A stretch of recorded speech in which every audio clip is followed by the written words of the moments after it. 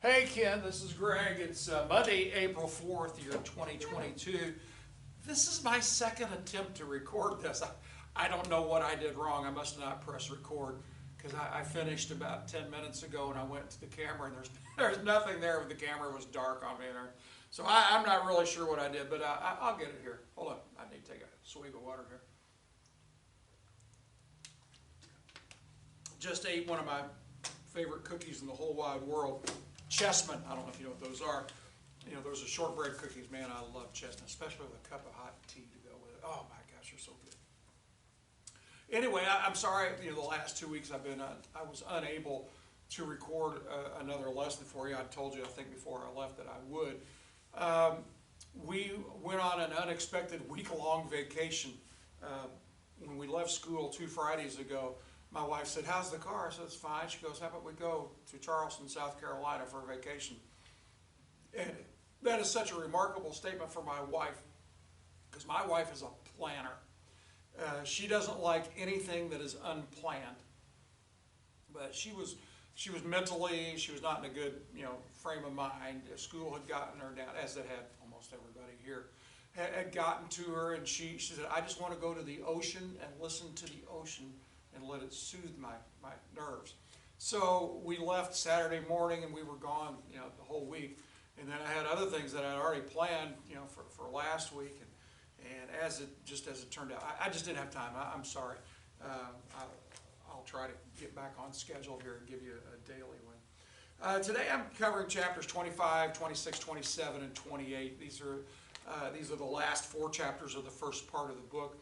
They're important chapters. They're providing some more framework for the rest of the book, and as we work toward, the rest of the book is working toward a couple of different resolutions, and this is providing framework for it.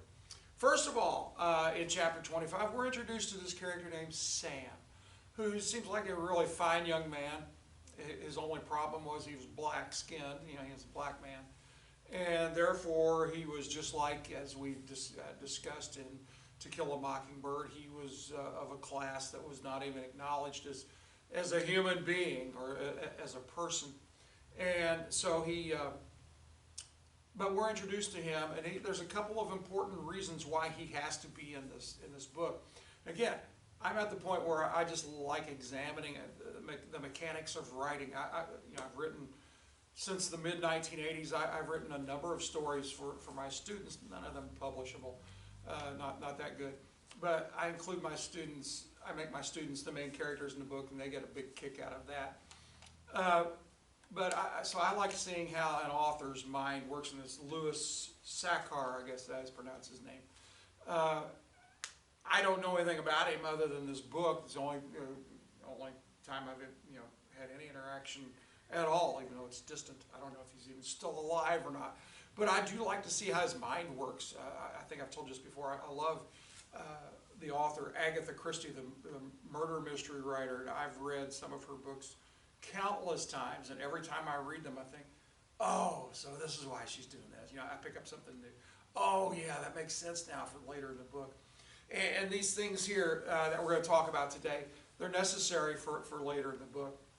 Other than the story about Sam and Kate Barlow, which we'll get to here briefly, an important part of Sam was the onions. The onions play in it, as you remember, I'm sure. They play a really, really important parts of the rest of this book. And so we're introduced to Sam and his onions, how he had to row across the lake. And at this point, there is no lake, where Stanley is here. But onions are important. I've got 4 things that I've written down. You might be able to think of some other ones. Because they kept Stanley's great-grandfather alive when he was robbed by kissing Kate Barlow. Remember, she didn't kiss him. She killed everybody that she kissed, but she didn't kiss him, so she just let him go, probably assuming that the bed of the lake, the desert-like area, was going to kill him anyway. So she didn't kill him. But he made it to the other side, to God's thumb, and up the hill where the water runs uphill, runs upwards. And he made it there, and he survived by eating the onions. So that's one reason why. And of course, without him, Stanley wouldn't be in existence. So that's one reason. The second reason is they kept Stanley and Zero alive when Zero had escaped from the camp, and Stanley followed him, stole the truck, and ran into a hole. But he found him there, and when Stanley finally was able to carry Hector up, the side of the mountain, the hill, they found the onions there, and that's what they lived on for however long they were there, days, weeks, months. I don't know however long they were there, but that's what they ate, and that's what kept them alive. Third thing, the onions also kept Stanley and Hector, or Zero, alive when they were in the hole, when they came back to camp, and the yellow spotted lizards were in the hole with them.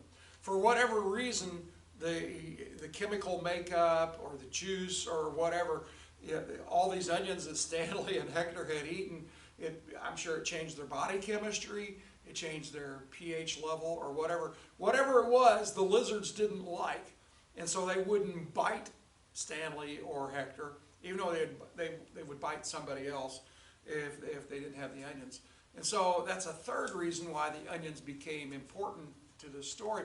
The fourth reason, even though it's not related to Sam's onions, onions were the solution to Stanley's father's project that he was working on about trying to relieve foot odors from sneakers, from shoes, and how all of this worked together at the same time. It all came together at the same time.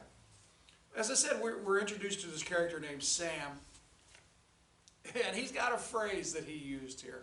Even though he was only in here, I think just 2 chapters is all he was really in here. He had a phrase. I'm sure you and your wife, when you dated, now you've been married for nearly as long as I have been, I'm sure you have certain phrases or words that you use that are terms of endearment that wouldn't mean anything to anybody else. But Sam had this phrase, and he was really smart in using it too. He said, "I can fix that." Remember, Kate wanted the roof patch so the rain wouldn't fall anymore. He said, "I can fix that." She wanted the door put back on its hinges. "I can fix that." There was something else inside the building that needed fixed as well, and he said, "I can fix that." So he got to the place where he'd made the school up so it was a showcase. Everybody was proud of it.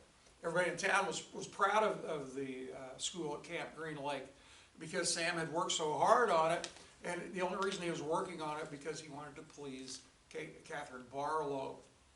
And then the last time, after everything was fixed, and Sam showed up one day and he asked Catherine what was the bother. She said, "There's nothing else needs fixed, but my heart's broken." And of course, what did Sam say? "I can fix that." Expression of his love for her. And just to verify for her, she already felt the same way. But knowing society as it was then, she was probably afraid for a couple of reasons to express her love for Sam. One, it would have put her on the outside of society, and two, and this is exactly what happened, it would mean the death of Sam. Well, they went out into the street, and it was raining, and so there's no one out there, and they kissed, but someone did see them. And of course, that news spread like wildfire all around the community, and by the next day, it was all over. Which I'll get to that to the next chapter. But one other thing I want to point out about this chapter was Kate's peaches, or spiced peaches. And she paid Sam off with those, and her peaches were the best in the county, and no one could compete against her spiced peaches. She kept them in jars, ball jars, mason jars. And when Sam left that last time, he took his peaches with him, and then that played an integral part later in the story. It kept Zero alive after he'd run away from camp. So like I said, when Sam and Catherine were seen kissing out in the public, which was dumb on their part, when they were seen kissing out in public, that sealed his doom. As the sheriff told Sam in the next chapter, I'm 26 now, the men came to burn down the school. Some of the men said, well, she's poisoning our children's minds. She's corrupting our kids' minds because she was seen kissing a black man. So therefore, every good thing that she had ever done, she had taught the kids, she had taught them well, she had worked overtime to teach the adults to read as well. All that counted for nothing because she kissed a black man, because she kissed Sam. So they burned down the schoolhouse. She ran to the sheriff to get some help, and he was in a half-drunken state anyway. He says, "Give me a kiss, and I'll go put a stop to it." She goes, "Well, I don't want to kiss you." He said, "Oh, you don't mind kissing the black man, you don't mind kissing Sam, but you won't kiss me." And that right there, obviously the school didn't get saved, and the sheriff not doing anything about it. That was the beginning of the career of the outlaw Kissing Kate Barlow. Because she ran and told Sam, they're out to get you. You need to escape from here. He got in his boat with her. He rowed across the lake. He was halfway across, and here comes the Walker boat with its motor, the only boat with a motor there. And it ran down Sam, knocked him into the water, shot him. He died before he was in the water for more than a few seconds. And then they rescued, it says, against her wishes, they rescued Catherine Barlow and took her back. And when she got back, she saw that they had been so vindictive that they had actually just taken her, had killed Sam's donkey as well, Mary Lou. And again, this is the beginning of Kissing Kate Barlow.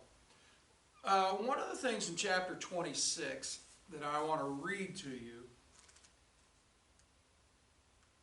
it's near the end of the chapter. It says, "These are the facts.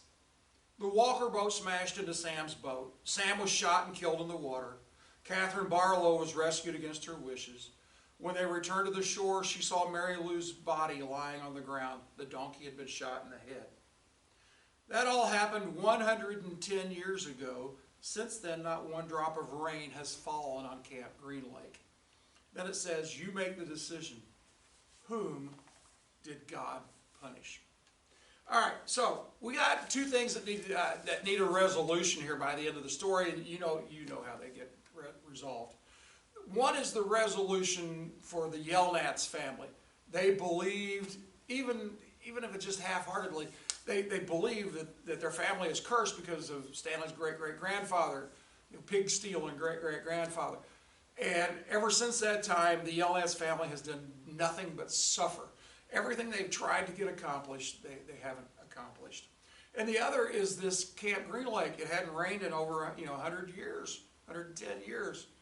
And could you say it's God's judgment against the unrighteousness of these people just by killing Sam? Well, yeah, you could look at it that way. Certainly, you can look at it that way.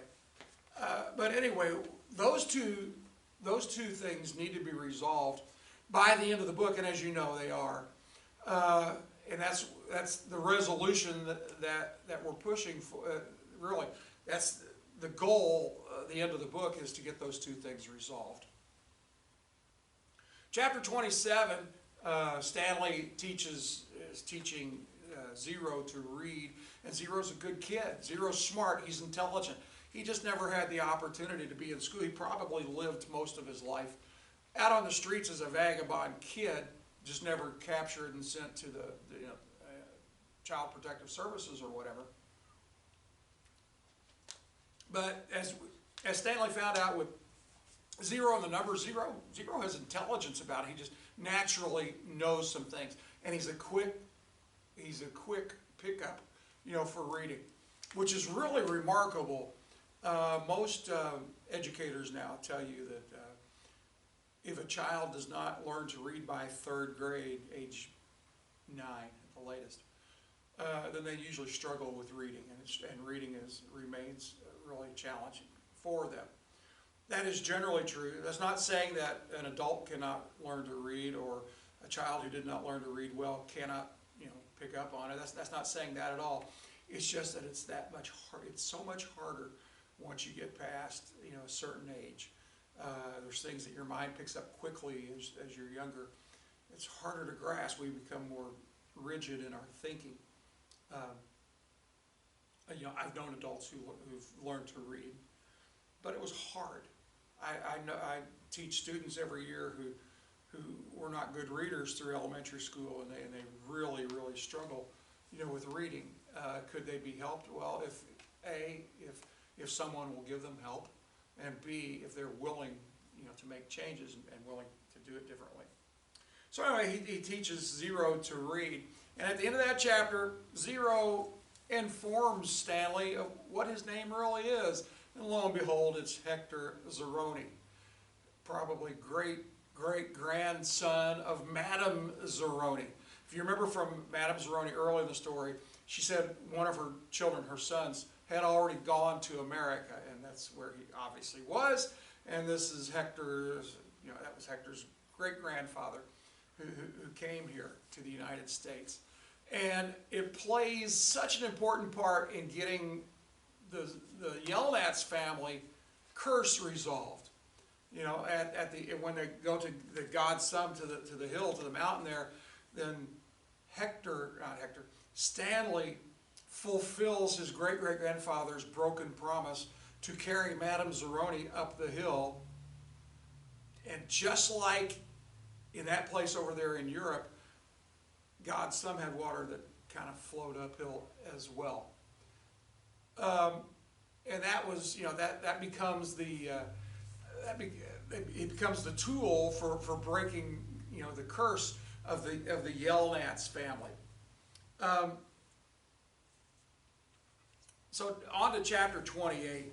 Of course, Trout Walker shows up, and he wants Kissing Kate Barlow's treasure, and he threatens to kill her like within 10 seconds if she doesn't tell him. And of course, that's stupid. If you kill her, if he kills her, he's not going to get it anyway.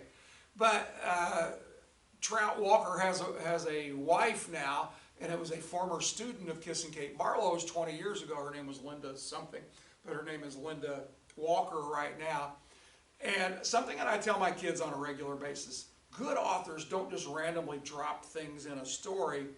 They put them there for a purpose. And sometimes it's the second or the third read as I go through the story that I pick up on those little clues that the authors leave us. In this one, the author left us a clue here.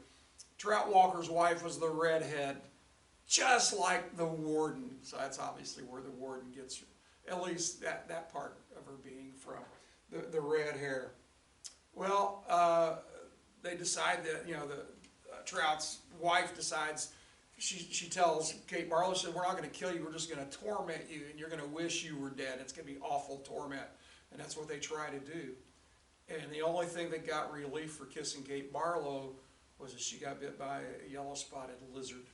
But in this book, the end of this chapter, if you got the same book, it's page 122. It's on the last 2 pages of this chapter. This is Catherine Barlow talking here. Go ahead and kill me, Trout, said Kate, but I sure hope you like to dig, because you're going to be digging for a long time. It's a big, vast wasteland out there. You and your children and their children can dig for the next 100 years, and you'll never find it. Which is where we are. It's been 100 years now. And Stanley Yelnats shows up, and Hector Zeroni shows up, and this author is cooking up this stew of a story and getting all the ingredients put into here so that we can get this story resolved, the two things that need resolved. And Kate Barlow was right. The Walkers had spent the last 100 years digging and looking for this treasure, and they had never found it. And that's why the boys' camp is there, to get the boys to dig, instead of the Walkers just digging all by themselves. So anyway, like I said, we still got about half a book to go, and we still got a lot to resolve. But those 2 main issues, the Yelnats family curse and the curse at Camp Green Lake, those are the 2 main things that need to be resolved. And there's a lot of things that goes into that resolution. So that's it for today, and hopefully this one worked. Like I said, the first one didn't today. So I'm recording it twice today. So I'll see you tomorrow, kid. Talk to you later.